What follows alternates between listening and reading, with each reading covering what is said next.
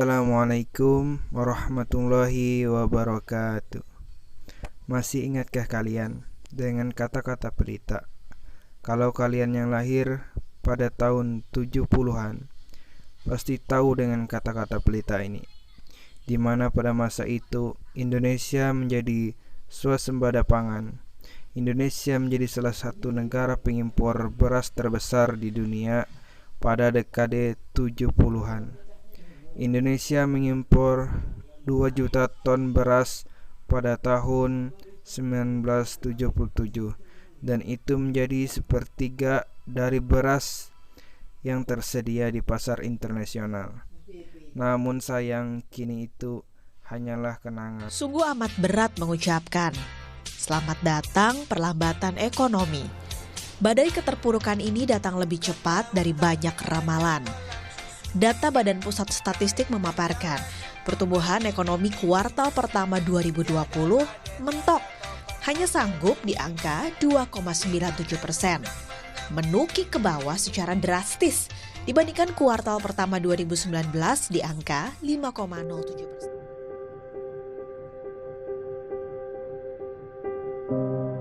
Pemerintah untuk penanganan COVID-19 Ahmad Yuryanto menyatakan bahwa Indonesia masih menghadapi penularan virus corona hingga saat ini.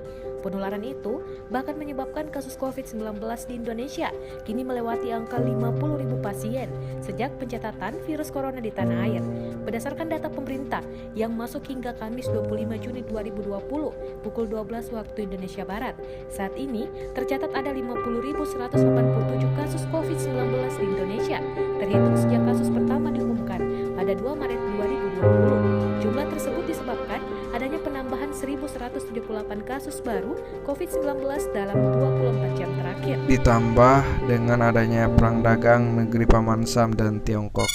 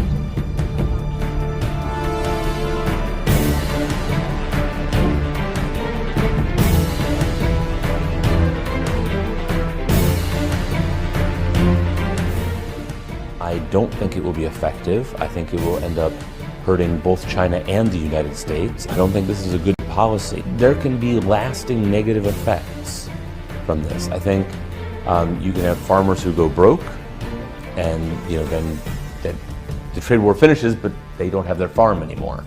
You can have businesses that had supply relationships that become broken, where the purchaser goes somewhere else. And even if you then remove the tariffs, they no longer are the customers that they once were.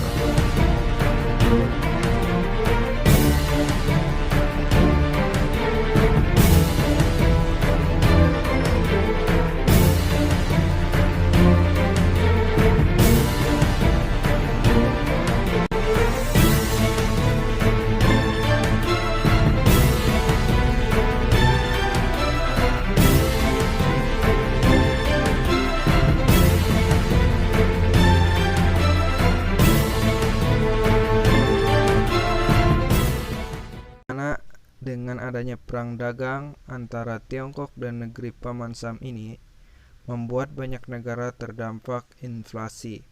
Nah, negara-negara Islam ingin mengembalikan mata uang dinar dan dirham sebagai alat tukar yang bebas dari inflasi. yang mana mata uang dinar dan dirham ini sama nilainya dimanapun uang ini berada. Sedangkan uang yang ada sekarang, contohnya dolar dengan rupiah, nilai tukarnya jauh berbeda. Kokoh, standar berat dinar dan dirham ini ditetapkan oleh Rasul Shallallahu Alaihi Wasallam pada tahun 1 Hijriah. Yang kemudian Khalifah Umar Ibnu Khattab pada tahun 18 Hijriah mulai mencetak uang dirham. Khalifah Abdul Malik Ibnu Maryam pada 74 Hijriah mulai mencetak uang dinar. Adapun yang disebut fulus atau recehan yang biasanya terbuat dari tembaga atau logam lain, dan penggunaan fulus ini biasanya terbatas. Dinar dan dirham digunakan sejak zaman Rasulullah Shallallahu Alaihi Wasallam sampai ke Khalifahan Utsmani yang dinyatakan bubar pada tahun 1924. Penggunaan dinar dirham pun diganti oleh sistem uang kertas yang penuh riba. Dan sekarang makin banyak orang yang sadar akan kebusukan sistem keuangan kertas ini. Sudah banyak beberapa umat Islam yang menggunakan dinar dirham, tapi hanya sekedar investasi dan belum sampai menjadi alat tukar. Tapi ada juga yang menyimpan seluruh uang kertasnya dalam bentuk dinar. Apabila dibutuhkan sewaktu-waktu, maka dinar ini ditukarkan lagi dengan uang kertas. Mereka inilah yang paling sedikit terkena cipratan dosa riba. Kemudian apabila seandainya seluruh manusia sepakat dinar dirham dijadikan mata uang kembali, apakah akan cukup pasokan emas dan perak di dunia sebagai mata uang untuk mencukupi kebutuhan perputaran perekonomian dunia? Kita lihat data pasokan emas di bumi. Emas yang sudah ditambang sepanjang sejarah adalah 190.000 tons, yang hampir 50%-nya digunakan sebagai perhiasan. Dan diperkirakan masih ada 54.000 tons yang belum ditambang dari pertambangan yang ada. Misal kita ambil saja yang digunakan sebagai investasi pribadi, yaitu sebesar 40.000 tons yang digunakan sebagai dinar. Maka jika dirubah 40.000 tons ini adalah 40 juta kilogram, dan ini sudah bisa membuat sekitar 9,5 miliar dinar. Kemudian jumlah manusia pada Januari 2018